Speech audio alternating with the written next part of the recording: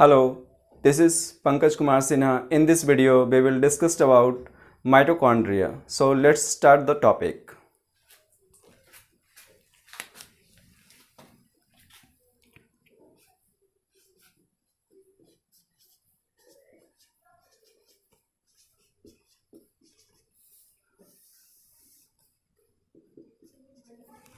Mitochondria. तो सबसे पहले माइटोकॉन्ड्रिया में जब बात करते हैं तो यहाँ पे कुछ साइंटिस्ट जिन्होंने माइटोकॉन्ड्रिया के बारे में डिस्कवर्ड किया, ऑब्जर्व किया, उनके बारे में यहाँ पे जानना इम्पॉर्टेंट है। Okay, so first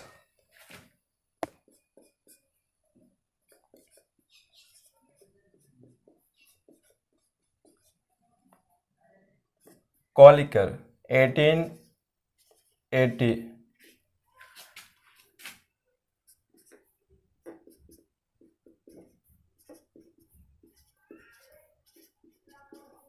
first observed as cytoplasmic granules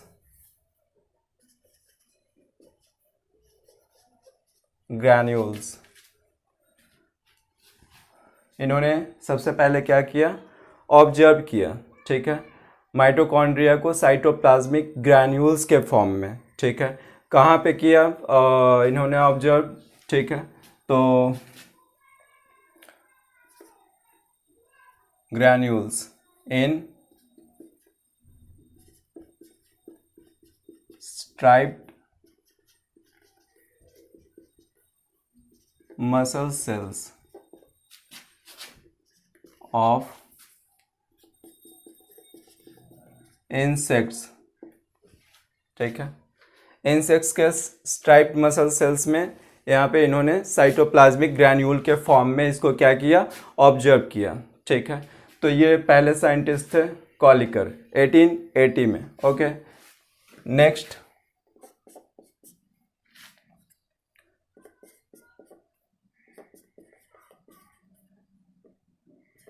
Altman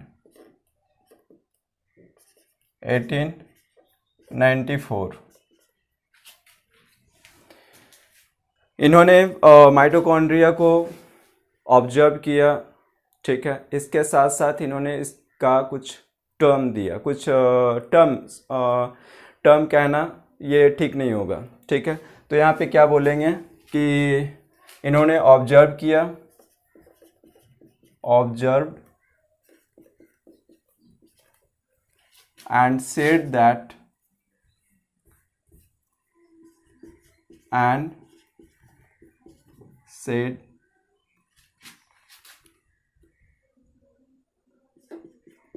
cell organelles and bioblast। ठीक है, तो इन्होंने क्या किया, अल्टमान साहब ने ऑब्जर्व किया और उसको जो साइटोप्लाज्मिक ग्रैन्यूल इन्होंने देखा था उसी को इन्होंने क्या नाम दे दिया, सेल ऑर्गेनेल दे दिया। ठीक है, एंड बायोब्लास्ट दे दिया। ठीक है, ओके। इसके बाद नेक्स्ट साइंटिस्ट का नाम आता है C vendor.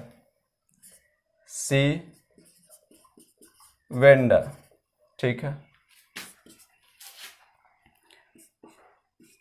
Term mitochondria proposed. ठीक है, इसके बाद नेक्स्ट साइंटिस्ट का फिर इसमें अगर आपसे पूछ दिया जाता है तो क्वेश्चन यहाँ से क्या पूछा जाएगा, तो क्वेश्चन आपसे ये पूछा जा सकता है कि जो माइटोकॉन्ड्रिया है वो माइटोकॉन्ड्रिया का डिस्कवरी किसने किया था। ठीक है, तो ये इम्पॉर्टेंट क्वेश्चन बन सकता है। अब यहाँ पे नाम आता है आपका अल्टमान साहब। ठीक है,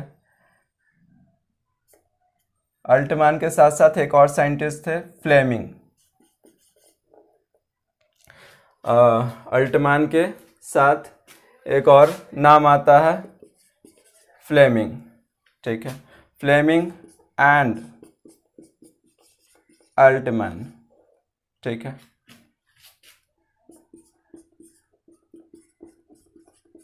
डिस्कवर्ड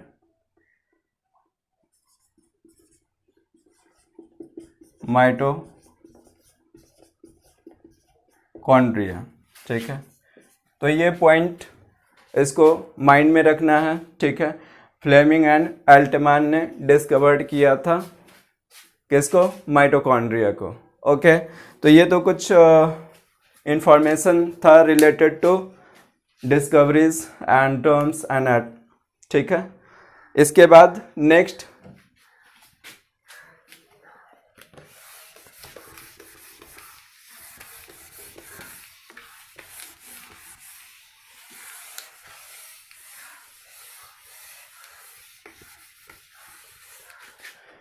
यहाँ पे हम लोग बात करने वाले हैं माइटोकॉन्ड्रिया से कुछ बेसिक इंफॉर्मेशन भी यहाँ पे आता है, उसके बारे में हम लोग देखेंगे कि माइटोकॉन्ड्रिया क्या क्या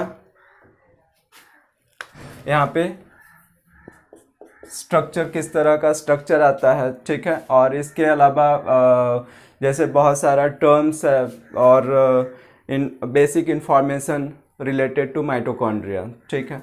तो यहाँ पे एक बात ये करना है कि सबसे पहले नंबर, माइटोकॉन्ड्रिया का नंबर होगा नंबर ऑफ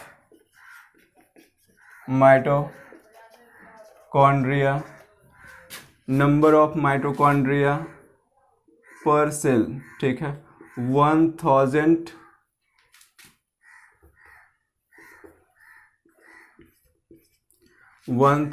to 1600 पर सेल, ठीक है। और इसको आप पर सेल ऐसे भी लिख सकते हो,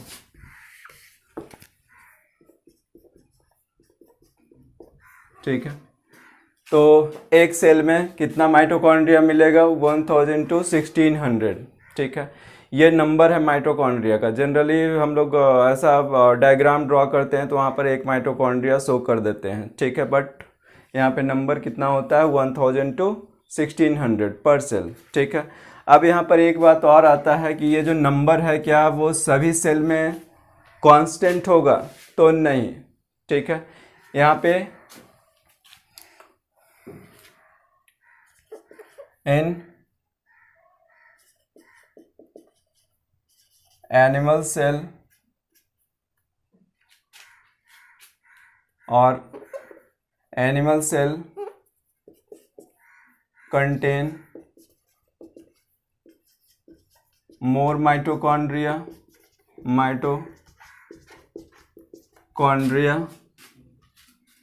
as compared to plant cell, ठीक है। तो प्लांट सेल में क्या होगा? एनिमल सेल के कंपैरिजन में वहाँ पे कम होगा, ठीक है, प्लांट सेल में। अब एक बात ये हो गया, यहाँ पर एक इंफॉर्मेशन आपको और ऐड करना चाहिए कि ये जो माइटोकॉन्ड्रिया है एनिमल सेल में वो ज़्यादा क्यों होता है, ठीक है। तो ये भी आपके माइंड में क्वेश्चन आ सकता है, तो इसके बारे में भी बात करेंगे।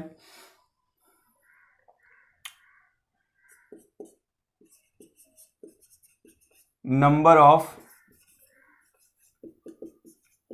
माइटोकॉन्ड्रिया डिपेंड्स अपॉन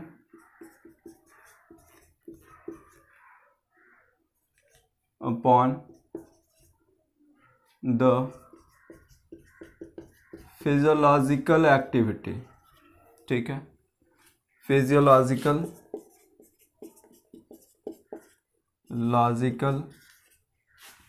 एक्टिविटी, ठीक है।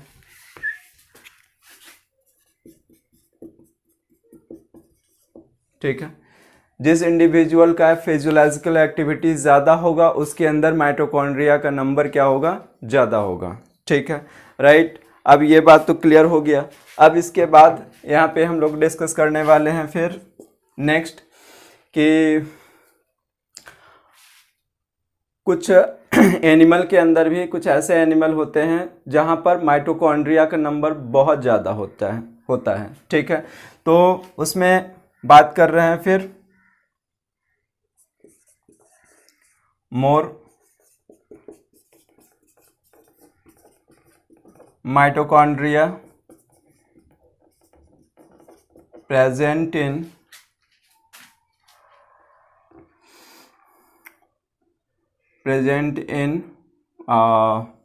Flight birds. ठीक है, प्रेजेंट इन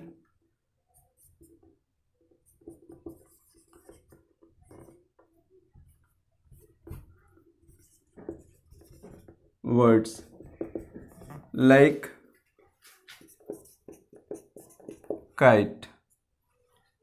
ठीक है, तो यहाँ पे क्या होता है, फ्लाइट्स वर्ड्स में माइटोकॉन्ड्रिया का नंबर क्या होता है, बहुत ज़्यादा होता है। ठीक है, उसके स्पेशली जो विंग्स होते हैं वहाँ पे।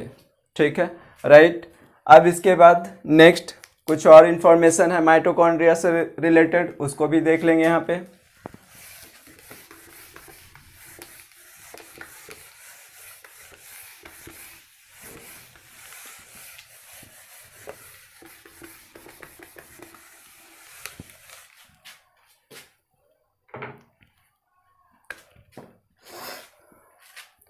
माइटोकॉन्ड्रिया को बोला जाता है power house of the cell.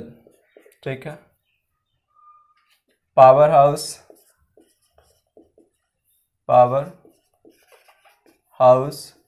Of the cell.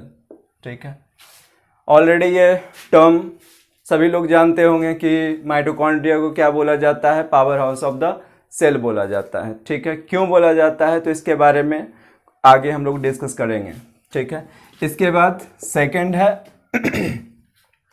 Semi autonomous cell organelle बोला जाता है। सेमी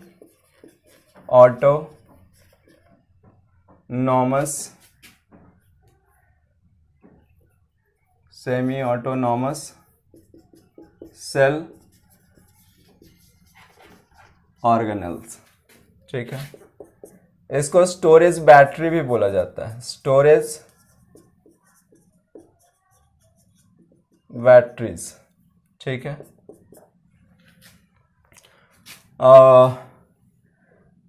ये जो सेल ऑर्गेनेल है माइटोकॉन्ड्रिया वो बहुत बिजी होता है। ठीक है, बिजी इन द सेंस कि यहाँ पे जो उसका जो एक्टिविटी होता है, उसका जो परफॉर्मेंस होता है दूसरे सेल ऑर्गेनेल के कंपैरिजन में बहुत ज़्यादा होता है। ठीक है, इस वजह से इसको बिजी सेल ऑर्गेनेल भी बोला जाता है।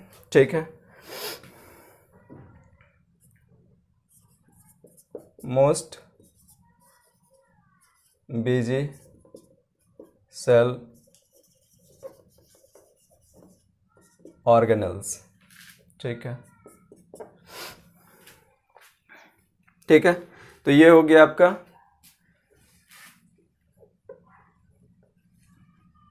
हाँ, एक और इम्पॉर्टेंट यहाँ पे इसका क्या है बोला जाता है माइटोकॉन्ड्रिया को, उसके बारे में भी देखेंगे। ठीक है,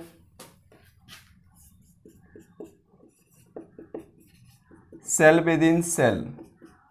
ठीक है, ये बहुत इंपॉर्टेंट है, इसको माइंड में रखिएगा। ठीक है, कि cell within cell, cell के अंदर एक सेल जैसा, ठीक है, अपना फंक्शन परफॉर्म करता है। ठीक है, ये पॉइंट और ये पॉइंट, दोनों पॉइंट आपका बहुत इम्पॉर्टेंट पॉइंट है। ठीक है, इसके बाद नेक्स्ट हम लोग बात करने वाले हैं